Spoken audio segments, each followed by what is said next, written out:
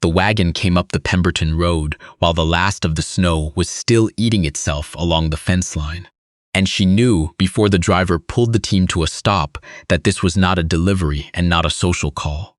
Men who came out this way for ordinary reasons did not sit the bench with that particular straightness. The kind that came from rehearsing an argument in the head for 20 miles of frozen ruts. She had been at the yard pump when she heard the wheels. She finished filling the pail. She carried it to the porch step and set it down and waited. The way she waited for most things that could not be hurried. The man who climbed down was younger than she'd expected and broader through the jaw. He wore a town coat for a country visit, which told her something before he opened his mouth. He had a leather satchel under one arm, the kind meant for papers, and he did not set it down when he crossed the yard toward her.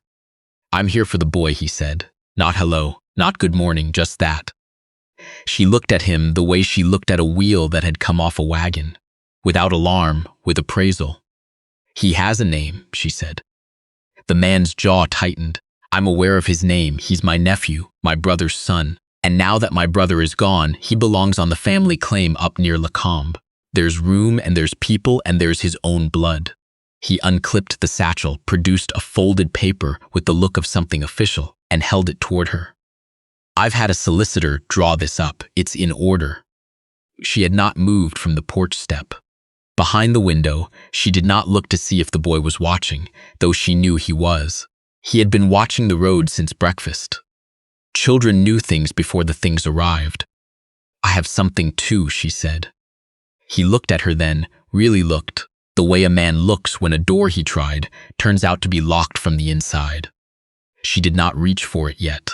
She let him stand there in the April mud and think about what it might be. "He stays," she said. The magpies in the spruce stand behind the barn were arguing about something they would not resolve. The near horse shook its head in the traces. The man held his paper and did not yet understand that the paper did not matter, and she let him go on, not understanding it a moment longer, because a moment was all she could afford to give him. A week before the wagon came, the creek ice had finally given up, holding itself together, and the yard was soft and cold at the same time, the kind of mud that remembered where you'd been. She had been watching it from the window when she heard Dr. Carnes bay on the road, a horse she'd have known in poor light by the way it favored its left hind. He came through the gate without tying the horse, which told her something. He hadn't done that since November. She went to the door before he knocked. Dr. Kern was 60-something and wore that age the way good leather wore it, without apology. He had his bag out of habit, set it beside the step, and took off his hat and did not come past the threshold. "You know what I have," he said. She did. She had known since December, though no one had said it plainly. Some things you learned to read in the absence of what a face usually held, not from what was there but from what had gone quiet. "I've had it since the 20th of November, he said. He reached inside his coat and produced an envelope, the wax seal still intact, the paper soft at the corners from months of being carried against a body. Her name was on the outside, in a hand she recognized from the feed receipts, and the short note that had come in October with the boy. "He asked me to hold it until the ground thawed enough to bring it out," the doctor said. His words were, "Give it to her when she's had enough winter to know what it is she's been doing." She took it. It was warm from being carried against a person's chest for 4 months, and heavier than paper accounted for. "You knew," she said, "from November. I knew what was coming from October. He didn't want you carrying the weight of it while you were still deciding whether to carry the boy." She broke the seal and read the letter in the doorway while the doctor stood in the yard with his hands in his coat pockets and his bay mare, eating the last of the snow off the fence. It was short. He had not been a man given to lengthen anything, and dying had not changed that. He had written her full name at the top, and then he had written what she was to be. Not a caretaker, not a temporary arrangement. Not until the boy's uncle could manage, or the matter was resolved, or some other loose language that left a door open behind it. The word he used was guardian. He had underlined it once with the pen, the only underlining in the letter, because the word was important enough to say twice without repeating it. She read it twice. The cold came in past her ankles. Behind her, somewhere in the house, the boy was being very quiet in the particular way that meant he was not asleep. "He didn't tell me this," she said. "No." The doctor looked at the snow, still clinging to the north side of the fence posts. "He said you'd have argued, said you'd have thought it was too much to ask of a person you'd only just met." She was quiet a moment. "He wasn't wrong," she said. The doctor nodded once, put his hat back on, and went to retrieve his horse. She stood in the doorway with a dead man's words in her hands and the mud of April at her feet, understanding for the first time the full weight of what she had agreed to back in October and what it was going to cost her to keep. Before the letter, before the ground softened, there had been a Saturday in mid-February when the temperature had come up enough to make the road into town passable, and she had gone in for flour and lamp oil, and to return a set of bridles she'd repaired for a farmer named Dunbar. She left the boy on the bench outside the general store with a biscuit from that morning's batch and instructions to stay put. The store had a way of holding people long enough for questions to arrive, and she had learned to manage what questions she could. She was at the counter when Mrs. Caverhill came in. Mrs. Caverhill was a woman of standing in the way women accumulated standing in small towns, not by wealth but by the quality of her attention to other people's affairs, which was thorough and well organized. "That's the Glennis boy outside," she said, to no one in particular, which was how she said most things she meant for everyone. "He's with me a while," she said, without turning from the counter. "A while." Mrs. Caverhill said it back the way you repeated a word you suspected was doing too much work. "It's been since October, isn't it?" "November. Roads clear by January. Some arrangements don't end when roads clear." The store had gone quiet in that particular prairie way, where no one moved, but everyone listened, and would afterward say they hadn't been paying attention. Mrs. Caverhill set her list on the counter. "His uncle has a claim near Lakeholm. Good land, the boy would have cousins." A pause. "It's more natural, don't you think? Family raising family." She picked up her parcel and tucked it under her arm. She looked at Mrs. Caverhill with the expression she used for structural problems, things that were wrong in a way that required more than a single answer. "I think nature's got very little to do with raising a child well," she said. "And I think my flour's ready." She went outside without waiting for a reply. The boy was on the bench where she'd left him, biscuit gone, watching a dog investigate the far corner of the hardware store. She did not look back at the store window. She already knew what was behind it. Before the store, before Mrs. Caverhill and her well-organized attention, there had been a Tuesday in January when the stovepipe had developed a rattle that kept them both awake past 10. And she had climbed on the kitchen chair to investigate, and the boy had moved to hold the chair legs without being asked. He just came and gripped them, watching her work with the wrench in the cold air coming down from the joint. She got the rattle fixed. She came down off the chair. He was still holding the legs. "You can let go," she said. He did. "Then how'd you know it was the joint?" She looked at the pipe. Because the rattle started when the temperature dropped. Cold shrinks metal. A solid joint would have held. It wasn't solid. He considered this with the seriousness he gave most things. He was the kind of child who thought before he spoke, which she'd noticed the first week and had found quietly to be a relief. "Could I do that? Fix something like that?" She got the chair back under the table. "Get a piece of rag from the box under the sink. I'll show you how to wrap a joint so it doesn't rattle again before spring." He got the rag. She showed him slowly how to wind it tight and even how to tuck the end so it wouldn't unravel, how to test with a tap of the knuckle whether it had seated right. His first attempt was loose. She didn't take it from him. She said, "Do it again," and watched him figure out for himself where the tension had gone wrong. The second try held. He tapped the joint with his knuckle and looked up at her. "That's it," she said. "Nothing else." She went back to the lamp she'd been cleaning. He stood on the chair a moment longer, his hand still on the wrapped pipe, the pleased and private look on his face of someone who had found a thing they hadn't known they were looking for. She did not remark on it.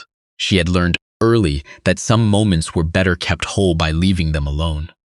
Before, The rattle in the stovepipe. There had been a night in December when the temperature had dropped hard and fast, and the window over the boy's cot had filmed with ice on the inside, which it didn't usually do until February. She heard him sometime after midnight, not crying, a kind of shallow, repeated breathing, like a person running in a dream, each breath not quite reaching the bottom of the lungs. She was across the room before she'd fully woken. He was sitting up in the dark, both hands flat on his knees, eyes open but not seeing the room. She sat on the edge of the cot, and it creaked under her, and the sound seemed to bring him part of the way back. "It's the cold," she said. "The window's iced over." He looked at the window then. "I left the horses." She waited. "At the farm, when I came here." He said it the way children reported facts they were still working out the moral weight of. Daisy and the gray one. I don't know if Mick remembered to water them. He said the hired man's name with the careful pronunciation of someone who had repeated it to themselves many times in the dark. Dad said Mick would forget if nobody reminded him. She pulled the blanket up over his shoulders. "Mick will have remembered," she said. She didn't know Mick. She had no way of knowing what Mick would or wouldn't do. But this was not a moment for accuracy. The boy was quiet. "He talked about you," he said finally. "Before I came, he said you were good at fixing things." A pause. "He said you'd fix me up." She sat with that for a moment. The window ice cracked faintly as the temperature outside kept dropping. "Your father said that?" He said it like a fact, not like he was guessing. Another pause. He didn't guess much. She did not say anything to this. She had known the man for less than 2 hours across one conversation, and she had already understood that about him. He was not a man who moved without knowing his ground. She sat with the boy until his hands unclenched from his knees and his breathing evened out. And the thing he'd been running from in his sleep went wherever those things went when you stopped feeding them. Then she went back to her own cot and lay awake listening to the temperature outside, and thinking that a man who was dying could still know a great deal about the kind of fixing that needed doing, and the person most likely to do it. Before that night, before December had settled its full weight on the province, there had been an evening 3 days before Christmas when the doctor had come to the door. At an hour when doctors only came when something had been decided. She knew before he spoke. She saw it in how he stood. "Yesterday afternoon," he said, "I went out to check on him and found him in the chair by the stove. He'd banked the fire so it was warm in the room. He hadn't been gone long." He paused. "He sent Mick into town the week before, told him to take his time coming back." She understood this. She had understood it, dimly since October, when a man still well enough to ride had done so anyway and sat in a stranger's yard and said, "Here, take this one for me." "Does the brother know?" she said. "I sent word to Lacombe this morning, before I came out here." She looked past the doctor at the yard, where the Christmas cold lay flat and still on everything. "Did you say anything about the boy?" "No." The doctor was quiet. "That's your business to say or not say." She nodded. He took that as goodbye and went back to his horse. She closed the door and stood in the front room for a long moment. In the back room, the boy was asleep, and she thought about what it meant to have something become true in a room where someone was sleeping and not yet know it was true. She did not wake him. Not that night, not the next morning either, because the morning was clear and cold, and he came to breakfast with the uncomplicated face of someone who had slept well. And she thought that there was a thing to be said for letting good sleep be what it was, before it had to become something else. She told him on Christmas Eve, sitting at the kitchen table, and watched his face go through several things without settling. Then she did something she had not done with another person in some years. She put her hand over his on the table and left it there. He did not cry right away.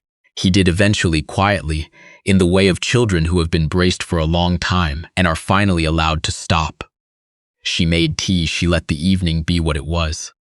3 weeks before that, the man had sat at his own kitchen table with a pen and a page. And the fire built lower than it should have been, because a high fire made his chest work too hard. He had written her name on the envelope before he'd written the letter itself, the way a man settled the destination before he sorted out what he was carrying. The letter was short. He named her, he wrote what she was to be, and he underlined it once, the only underlining in the whole letter, because the word was important enough to say twice without repeating it. He wrote that he knew what he was asking, and that he had thought about it since September, which was true. He wrote that he had come to her first, and not to his brother, which she would understand in time if she didn't yet. He folded the letter, he sealed it with wax from the kitchen drawer. He pressed his thumb into the wax before it hardened all the way. Not his ring, just his thumb, the plain fact of him. The doctor came at 4 o'clock. The man handed over the envelope without preamble. Then he said, "Hold this until the ground thaws. Unless my brother comes asking before that, in which case you give it to her directly and you tell her where I've gone." The doctor put it in his coat against his chest beside his ledger book. He asked no questions. A man who had worked the same county for 30 years had stopped asking questions about dying men's arrangements. They almost always made a kind of sense, eventually. You just had to wait long enough for the sense to arrive. Before the letter, before the daily visits, there had been a Sunday in early November when the man's brother had ridden in unannounced, the way he always had, having never learned that a door and a knock were there for a reason. He stood in the bedroom doorway and looked at his brother propped against the headboard and said, "You look like hell," without softening it, because they had been brothers long enough that softening things was more insulting than not. "I know," the man said. His brother took the chair by the wall and sat in it backwards, arms across the top rail, the way he'd always sat in chairs since they were boys. He looked around the room, the water glass, the medicine bottles, the boy's drawings pinned above the window. "The boy," his brother said. "What about him?" "He should come to us. Lillian's not opposed. He'd have family around him." He stopped. "He'd have his own blood." "He'll have what I've decided," the man said, "same as everything else." His brother's jaw moved. He was not a man who got angry loudly. He got quiet in a specific way that left room for the anger to sit in. "You always did that, decided first and mentioned it after. You always did the same, we're brothers. This is different." "Yes," the man said, "it is." He shifted against the headboard and the shifting cost him something he didn't show. "I've made an arrangement I'm satisfied with. If you want to argue about it, you'll need to come back in spring and argue with someone who's still here to argue." His brother looked at him for a long moment, the way men looked at things they knew they were about to lose, and hadn't yet found the right way to grieve. "She's a stranger," his brother said. "I know what I needed to know about her," the man said, which was enough. His brother left before supper. He didn't say goodbye. It was a family habit, leaving before the ending, moving before a door could close on you. The man watched him go from the window, one hand pressed flat against his ribs, breath shallow, and thought about arrangements and spring, and the particular stubbornness it took to plan for a future you wouldn't be standing in yourself. Before the brother came, before the arrangements had been put on paper and sealed in wax, there had been a Thursday in late October when a wagon had come up the road with a boy in it and a carpet bag and a man sitting the bench with his hat in his hand despite the cold. She had been expecting them. He had sent a short note 3 days before, the same handwriting as the letter she would receive months later, though she didn't know that yet. The boy climbed down from the wagon before it had fully stopped, not out of eagerness, she thought, but out of the habit of movement, of doing rather than waiting. He was 8 years old and wore a wool toque pulled down nearly over his eyes, the kind knitted large for a child to grow into, which meant he hadn't grown into it yet. He stood in the yard with the carpet bag at his feet and looked at the house and then at her without speaking. She looked back at him. The man got down off the wagon slower than the boy. He had a hand pressed to his side without seeming to notice he was doing it. He shook her hand, and they stood in the yard and spoke quietly while the boy investigated the barn door. The man said what she already mostly knew. He said that he was grateful. He said the deed would be signed and witnessed before Monday, as agreed. He said the boy ate what was put in front of him without complaint and slept through noise. He said the boy didn't know yet how long the arrangement might run. She looked at the boy, who had found a knot in the barn door and was working at it with his thumb. "He knows," she said. The man was quiet. "Children always know," she said. "They're just polite about it." He looked at his son for a moment. Something moved in his face that she looked away from, because it was the kind of thing that belonged to him alone. Then he got back on the wagon and drove back down the road. The boy watched him go. He watched until the wagon rounded the first bend, and then he picked up his carpet bag and looked at her. "I can carry it myself," he said. "I know," she said. "Come in then." That night, after supper, when he was in the back room and the house had gone quiet, she sat by the lamp and found the toque where it had fallen from the hook inside the door. She turned it over. The wool was good, hand-knitted, someone's careful work. A mother's work, she guessed, from before the mother was gone. The seam at the crown was pulling loose. She could have reset it in 10 minutes. She set the toque on the table beside the lamp instead and sat with it there and did not mend it. Not yet, because to mend it was to say, "This will be worn again here, in this house, through this winter and maybe past it." And she did not yet know whether she was the person who got to say that about a child who was not hers and might not stay. She went to bed and left it on the table. Before the toque, before the wagon and the carpet bag, there had been a Monday in October when the sky was pale and the light already going thin the way it did when the season was making up its mind. She had been splitting wood when she heard the gate. The man was on foot, which surprised her. His horse was tied to the road fence, far enough back that she hadn't heard it arrive. He was in his mid-40s and walked like a man who had covered a great deal of ground in his life and was finding the covering harder than it used to be. He stopped at the edge of the yard with his hat in both hands, keeping the distance between them the way a man kept it when he wasn't sure of his welcome. She set down the axe. "I've been told you take in repair work," he said, "harness and such." "I do." He nodded slowly. He was looking at her the way people looked at a thing they were deciding whether to trust with something that mattered. She had been looked at that way before. She had also been trusted before, and she had not yet broken the thing that had been handed to her. "I have a son," he said. 8 years old. His mother's been gone 4 years. He paused. He was not a man who paused easily, which meant the pause cost him something. "I need someone to keep him, through winter and maybe past it." "Maybe past it," she said. "There's a chance," he said plainly, "that I won't be available to collect him come spring." She looked at him. The light was at his back and she had to squint slightly. She could see well enough. "Can he sleep in noise?" she said. He blinked. It was not the question he had been bracing for. "The boy? Yes." "Can he be kept busy without complaint?" "He can." She was quiet another moment. Behind the barn, the wind moved through the spruce and made the sound it made in October. Not yet winter's sound, but already practicing. "Bring him Thursday," she said. "I'll want to see the deed signed and witnessed, not just spoken." He put his hat back on. He stood there another beat, the way a man stood when he'd prepared for an argument and found he hadn't needed it and didn't quite know what to do with what was left over. "Thursday," he said. He went back to his horse. She watched him ride out, the road pale and dry ahead of him, the land on either side going gold and rust in the October light, the whole country looking like something valuable that nobody had thought to put a name to yet. She went back to the wood. That was October. This was April. The mud had dried to dust along the south side of the fence. The spruce stand was doing something different with the light than it had all winter, holding it at a different angle, the green brighter with the longer days.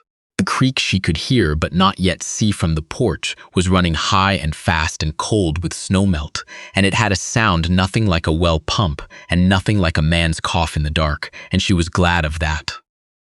Was on the porch step when the boy came out with the toque in his hand. He'd found it on the peg where she'd moved it in November or February. She'd stopped keeping track of the exact date she'd finally hung it up properly.